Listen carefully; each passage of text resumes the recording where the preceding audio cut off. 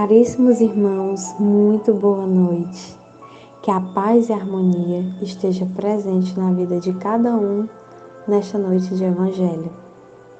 Amado Mestre Jesus, te agradecemos mais uma vez a oportunidade de estarmos reunidos para o estudo do Evangelho. Te pedimos discernimento e humildade para que possamos entender o que hoje o estudo nos traz. E que possamos também compartilhar esses ensinamentos com as pessoas próximas e principalmente com aqueles que precisam do despertar da Tua Palavra. Que o nosso espírito se encha de muita luz e que toda e qualquer enfermidade, seja ela física, psicológica ou moral, possam ser curadas através dos seus ensinamentos. Hoje faremos a leitura do capítulo 22 do Evangelho segundo o Espiritismo, que fala sobre a indissolubilidade do casamento, no item 5, o divórcio. O divórcio é uma lei que tem por objetivo separar legalmente o que já de fato está separado. Não é contrário à lei de Deus, pois que apenas a reforma que os homens han feito e só é aplicável nos casos em que não se levou em conta a lei divina. Se fosse contrária essa lei, a própria Igreja, obrigada a considerar precaricadores aqueles que seus chefes que, por autoridade própria e em nome da religião, han imposto o divórcio em mais de uma ocasião. E dupla seria aí a precaricação, porque nesses casos o divórcio há objetivado unicamente interesses materiais e não a satisfação da lei de amor. Mas nem mesmo Jesus consagrou a indissolubilidade absoluta do casamento. Não disse ele: foi por causa da dureza dos vossos corações que Moisés permitiu despedisseis vossas mulheres? Isso significa que, já ao tempo de Moisés, não sendo a afeição mútua a única determinante do casamento, a separação podia tornar-se necessária. Acrescenta, porém, no princípio não foi assim, isto é, na origem da humanidade, quando os homens ainda estavam pervertidos pelo egoísmo e pelo orgulho e viviam segundo a lei de Deus, as uniões, derivando da simpatia e não da vaidade ou da ambição, nenhum ensejo dava ao repúdio. Vai mais longe. Especifica o caso em que pode dar-se o repúdio, o de adultério. Ora, não existe adultério onde reina a sincera afeição recíproca. É verdade que ele proíbe ao homem desposar a mulher repudiada, mas cumpre se tenham em vista os costumes e o caráter dos homens daquela época. A lei mosaica, nesse caso, prescrevia a lapidação. Querendo abolir um uso bárbaro, precisou de uma penalidade que substituísse e a encontrou no opróbrio que advira da proibição de seu segundo casamento. Era, de certo, uma lei civil substituída por outra lei civil, mas que, com todas as leis da natureza, tinha de passar pela prova do tempo.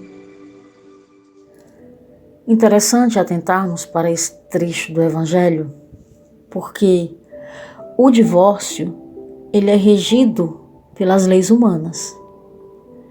Ele separa de direito o que já está separado de fato. A igreja sabe disso, né? As pessoas também já sabem disso. O divórcio, ele não é contrário à lei de Deus, desde que essa não seja desconsiderada. Ele vem no intuito até de reformar os homens, né? Jesus, ele não defendeu a indissolubilidade absoluta do casamento, ou seja, a ideia de que as pessoas nunca deveriam se separar. Quando o mestre disse: não vos separareis, o que Deus uniu, referia-se às leis divinas na relação conjugal. e não as leis humanas. Dependendo do país, elas são frágeis, são necessárias. Até porque, quando a gente olha a história da humanidade, nem sempre foi assim. Houve um período, né, em que as pessoas se uniam segundo a lei de Deus. Mas à medida que o egoísmo e o orgulho ele foi tomando conta do coração humano, foi necessário a criação de leis que pudessem educar a sociedade em que as pessoas viviam. E tem mais, o combate ao divórcio, ele tinha um plano de fundo na época de Moisés, que era o adultério. Então, a lei mosaica, ela tentava acabar com essa prática, por isso que ela era tão rígida. E aí, como diz o Evangelho, uma lei civil sendo substituída por outra, né, como deve ser. Mas com o tempo, todas essas leis, né, as leis dessa natureza, elas têm que passar pela prova do tempo. Bom, e a ideia que nos fica como mensagem é essa, de que com o tempo o egoísmo e o orgulho precisa ser exterminado do coração humano para que nos amemos incondicionalmente. Fiquemos todos em paz.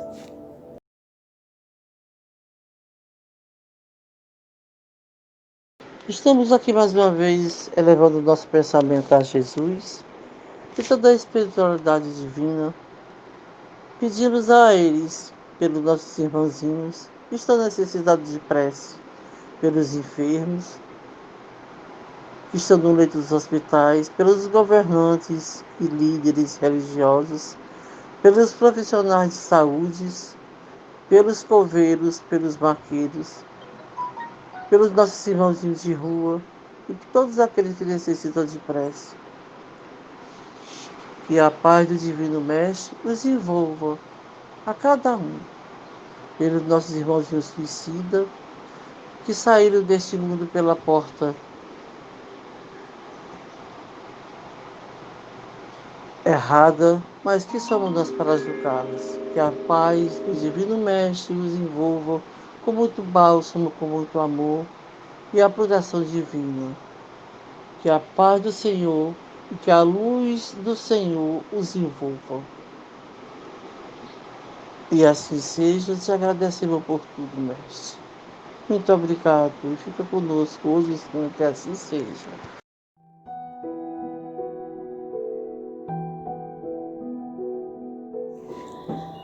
E para encerrar esse momento de evangelho, prece e irradiação, queremos te agradecer, Mestre Jesus. Agradecer pelo dom da vida, agradecer pelo dia de hoje e pela oportunidade que o Senhor nos deu de vibrar e orar por todos aqueles que necessitam do auxílio divino. Queremos também pedir bênçãos para todos aqueles que colaboraram de forma material ou espiritual para o Centro Espírita Cearense. Que a tua luz se faça presente na vida de cada um. Queremos também agradecer pelo movimento espírita, que cada vez mais cresce em nosso país e no mundo.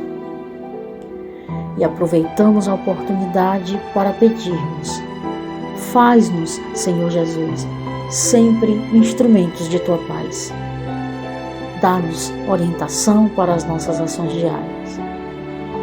E que a tua misericórdia chegue a todos aqueles que estão em nossos pensamentos.